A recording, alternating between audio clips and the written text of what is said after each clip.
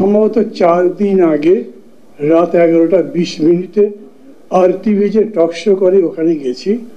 ওখানে উপস্থিত ছিলেন জামাতের যুগ্ম সাধারণ সম্পাদক সম্ভবত ডাক্তার রেজাউল করিম। ওনাকে প্রশ্ন করেছিল পিআরের উপরে।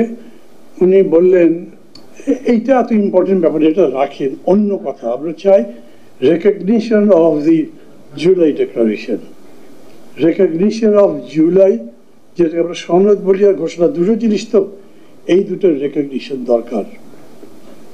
আমি বললাম তাহলে তো ভাই আমাদের সমাধান হয়ে গেল।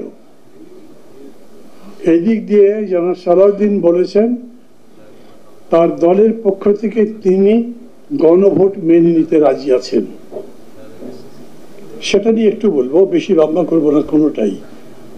আবার আপনারা যদি পিআরের প্রশ্নটা ছেড়ে দেন তাহলে তো আমাদের সমস্যার সমাধান হয়।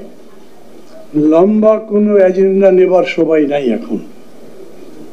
যখন আমরা আন্দোলনটা শুরু করছি, খসরু ভাই আছেন, সাকিও আছেন, তখন আমাদের সামনে ছিল সংস্কার করতে হবে পরিপূর্ণ। আমাদের একটা দলের নামই তো রাষ্ট্র সংস্কার আন্দোলন, আমাদের জোটের।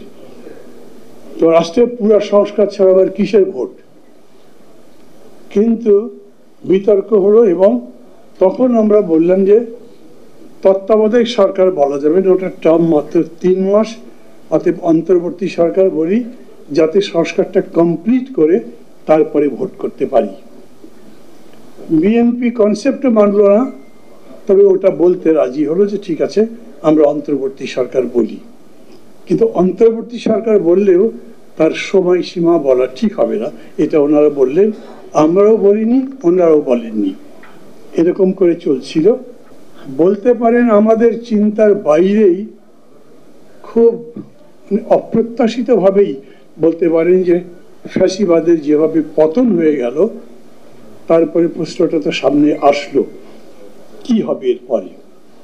বোধহয় 2 দিনের মাথায় বিএনপির পক্ষ থেকে বিশাল সমাবেশ করে বলা হলো 3 মাসের মধ্যে নির্বাচন দিয়ে ক্ষমতা হস্তান্তর করেন। বিএনপির লোকজন খুব অসন্তুষ্ট হয়ে গেল, রক্তের দাগই শুকায়নি, এখনই ক্ষমতা চায়।